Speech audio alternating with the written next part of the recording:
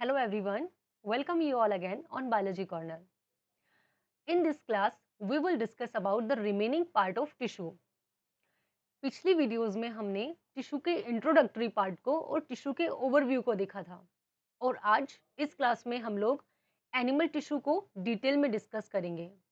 तो हमने पहले पढ़ा था कि एनिमल्स में जो सारे टिश्यू प्रेजेंट होते हैं वो एनिमल टिश्यू कहलाते हैं और एनिमल्स में जो टिश्यू हैं उनको अलग अलग स्ट्रक्चर के बेस पर और अलग अलग फंक्शन के बेस पर 4 कैटेगरी में कैटेगराइज किया है। ये 4 कैटेगरी कौन कौन सी है?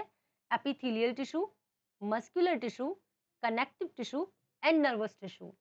अब शॉर्ट में इनके स्ट्रक्चर और फंक्शन को हम ऑलरेडी डिस्कस कर चुके हैं, तो आज हम एक एक करके इनके फंक्शन स्ट्रक्चर को डिस्कस करेंगे। तो सबसे पहले हम शुरू करेंगे एपिथेलियल टिश्यू से, लेकिन इसको शुरू करने से पहले एक बार इनके डायग्राम्स को देखेंगे ताकि चीजें थोड़ी क्लियर हो जाएं।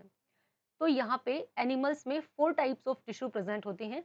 ये है epithelial tissue, this is connective tissue, muscle tissue and nervous tissue. अब ये तो हुई इनके एक पिक्चर की बात जो हमने जूम करके देखी।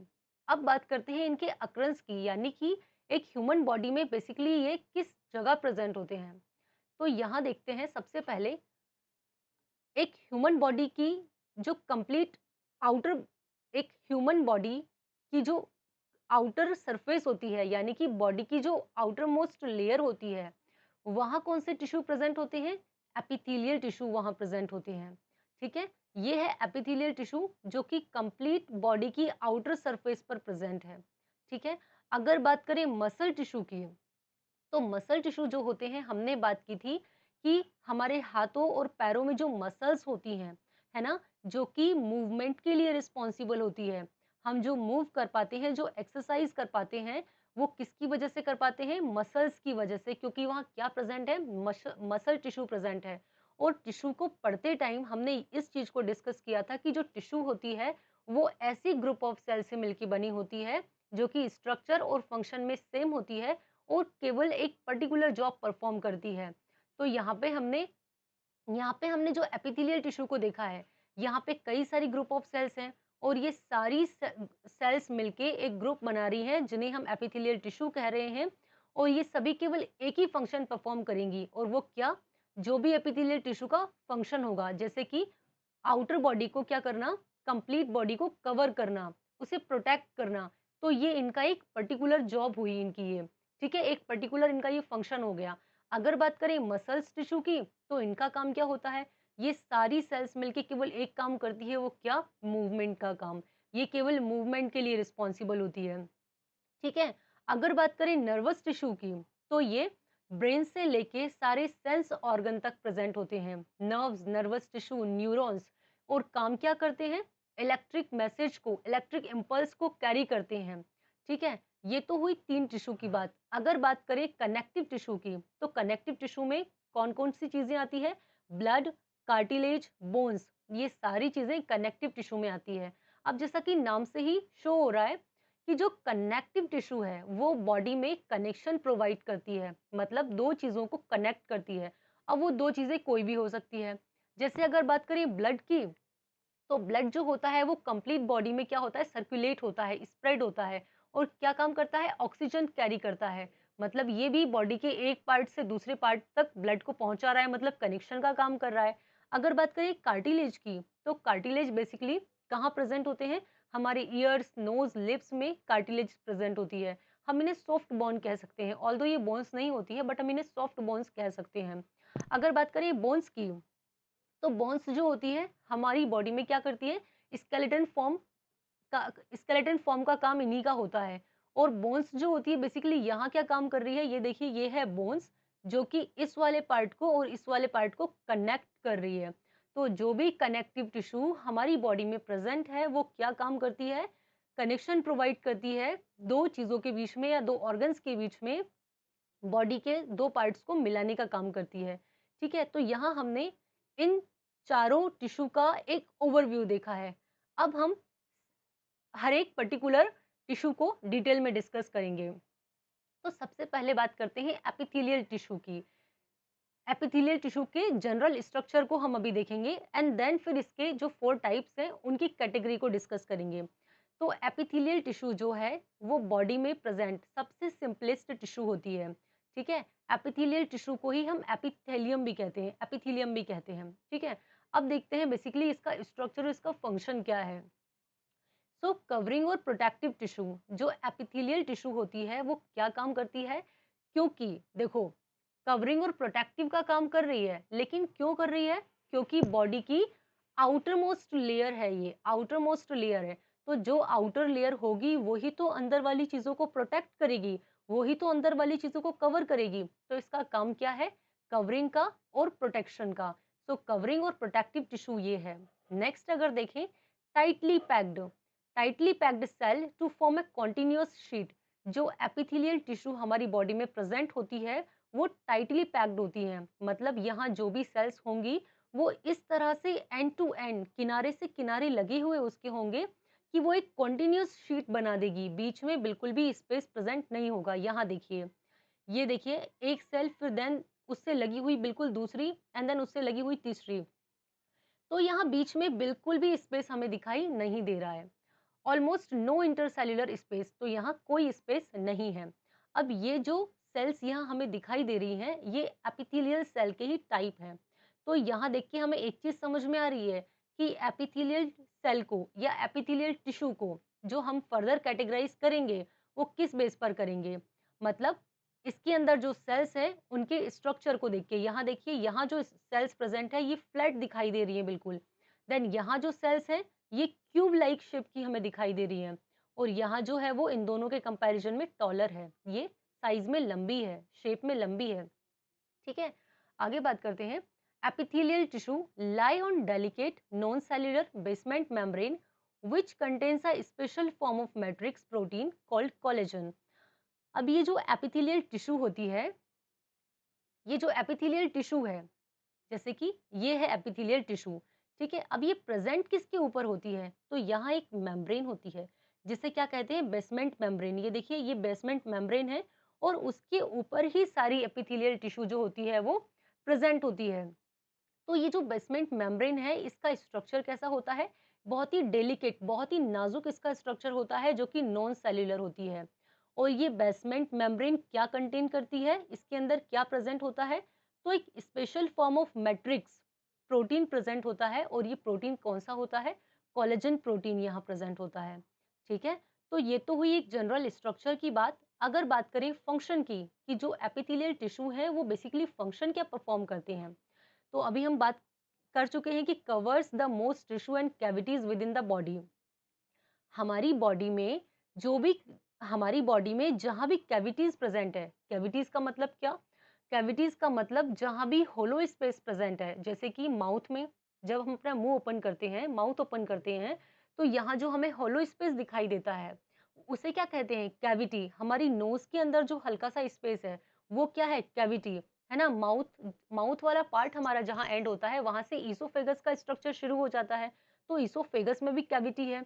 इसके अलावा भी हमारी बॉडी में कई ऐसे ऑर्गन हैं जहाँ कैविटी प्रेजेंट होती है। तो उन सारी कैविटीज को कवर करने का काम कौन करती है, एपिथेलियल टिश्यू करती है। तो एक तो इसका फंक्शन ये हुआ।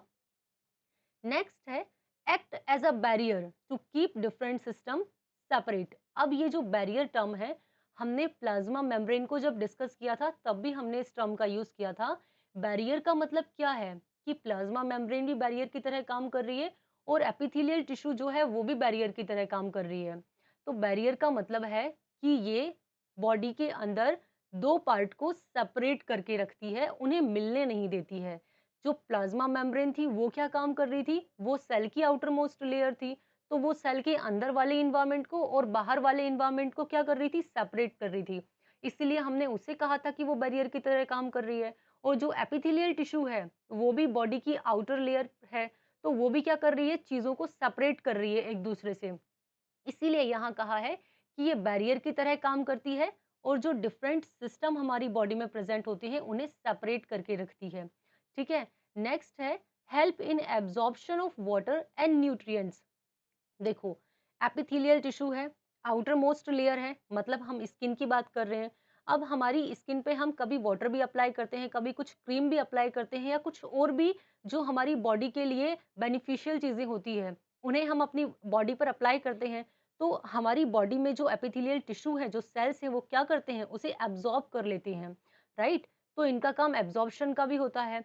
साथ ही एलिमिनेशन ऑफ वेस्ट प्रोडक्ट। अब एब्ज़ॉर्प्शन का काम है, तो एलिमिनेट भी कर सकती है, मतलब बॉडी के अंदर से जो वेस्ट प्रोडक्ट है, उसको ये एलिमिनेट भी कर सकती है, जैसे कि स्वेट यानी कि पसीना। वो हमारी बॉडी से रिमूव आउट होता है, एलिमिनेट होता है। तो ये वो चीज़ हुई। Protect the body from dying, injury and infection.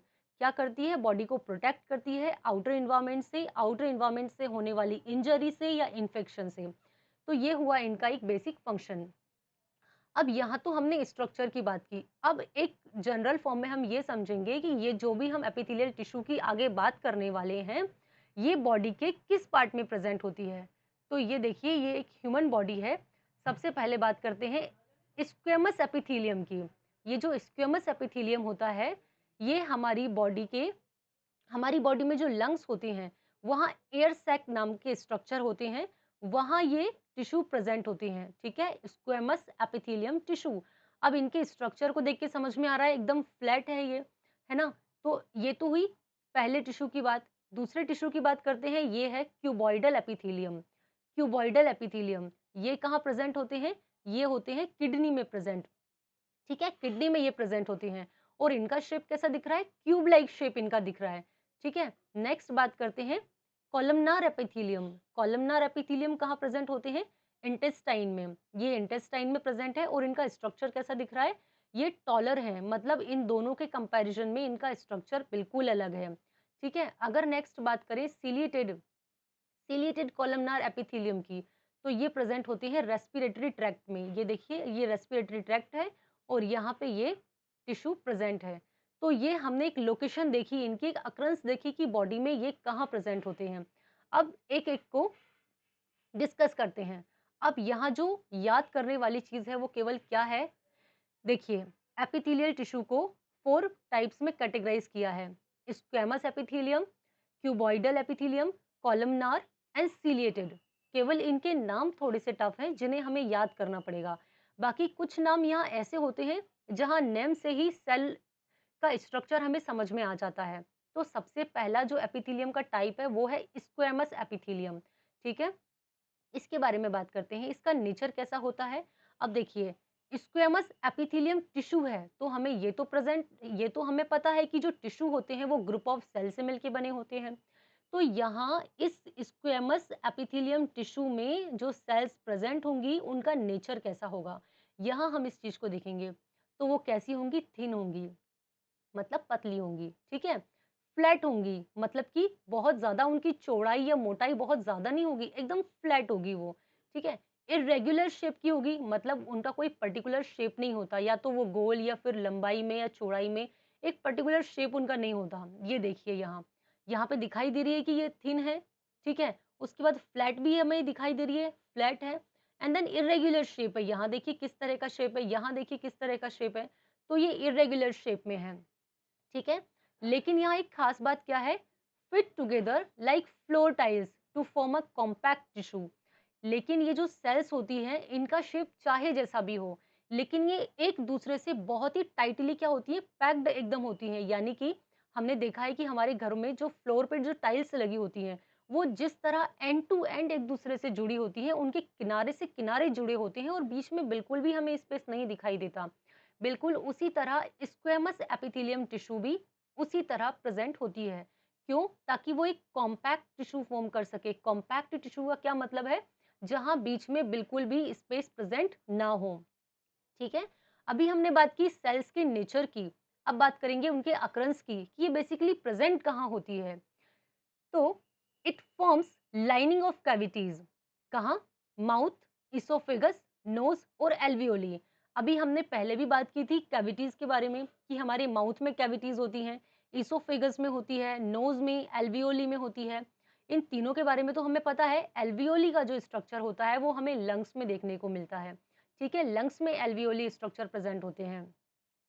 तो यहाँ जो कैविटीज होती है ना, उनकी लाइनिंग को कौन फॉर्म करता है? Squamous epithelium. बस हमें ये समझना है कि जो एपिथेलियल टिश्यू है या एपिथेलियल टिश्यू के जो 4 टाइप्स हैं, उनका बेसिकली काम क्या है? या तो ये बॉडी की जो आउटर लेयर है उसे कवर करेंगे, या बॉडी के अंदर जो ऑर्गन है जैसे कि हमारा स्टमक हुआ, इंटेस्टाइन हुआ, हार्ट हुआ, उसको जो कवरिंग करने का काम है वो इनका है। ठीक है?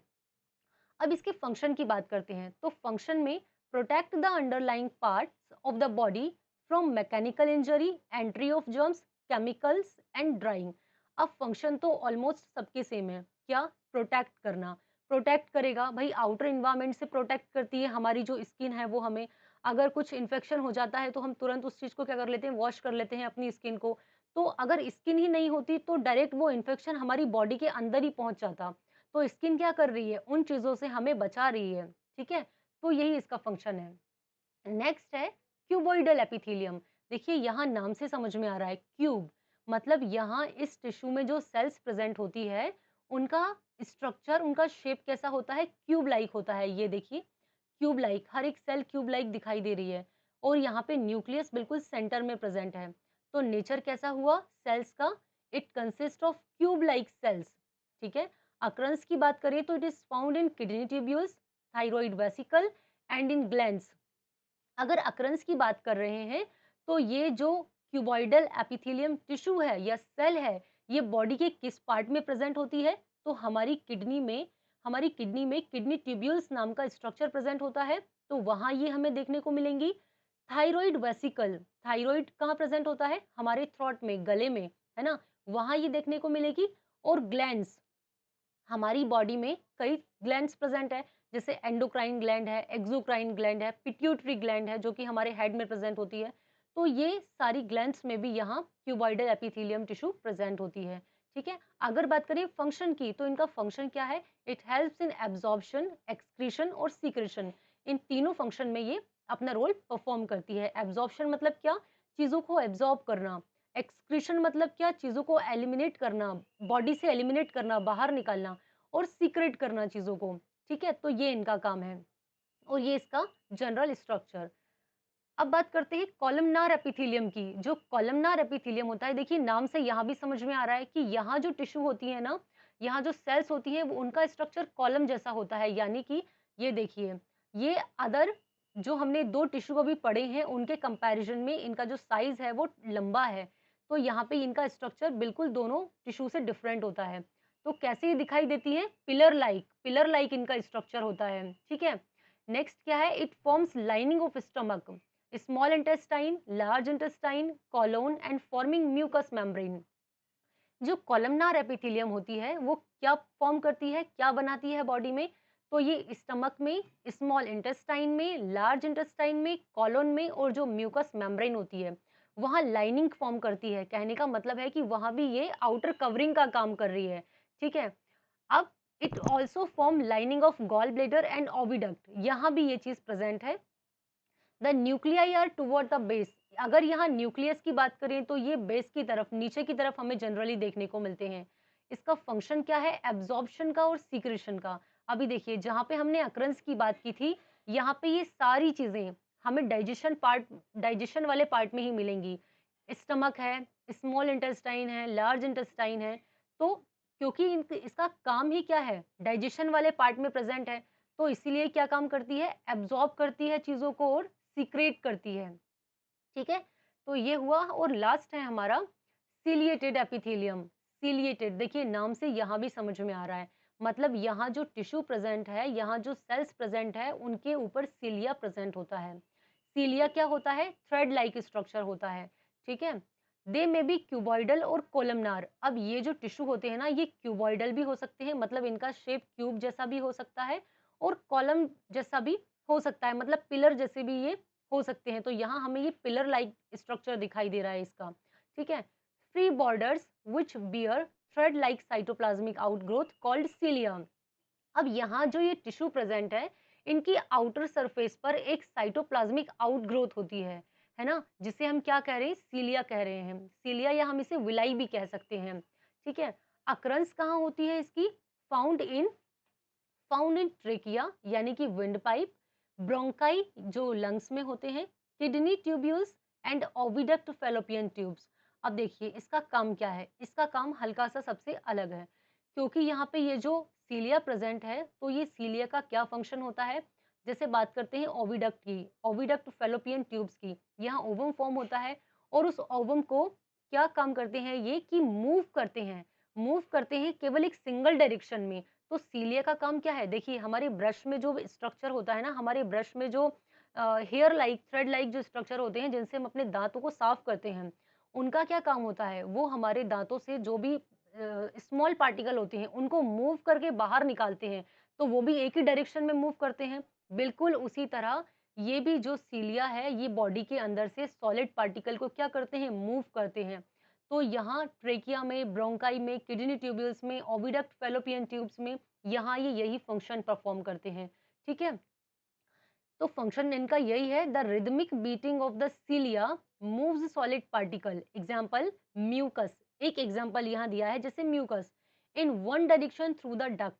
तो क्या कर रहे हैं ये जो सॉलिड पार्टिकल है उसको मूव कर रहे हैं वन डायरेक्शन में, कैसे? रिदमिक बीटिंग करके। जो सीलिया है वो देखा है ना, ब्रश में जो हेयर लाइक स्ट्रक्चर होते हैं वो किस तरह फंक्शन परफॉर्म करते हैं, बिल्कुल उसी तरह यहाँ सीलिएटेड एपिथेलियम का भी काम है। तो हमने यहाँ एपिथेलियल टिश्यू को डिस्कस किया है। एपिथेलियल टिश्यू के जो अलग-अलग टाइप्स हैं, उनको हमने डिस्कस किया है। अगली वीडियो में हम मस्कुलर टिश्यू, कनेक्टिव टिश्यू और नर्वस टिश्यू को डिस्कस करेंगे।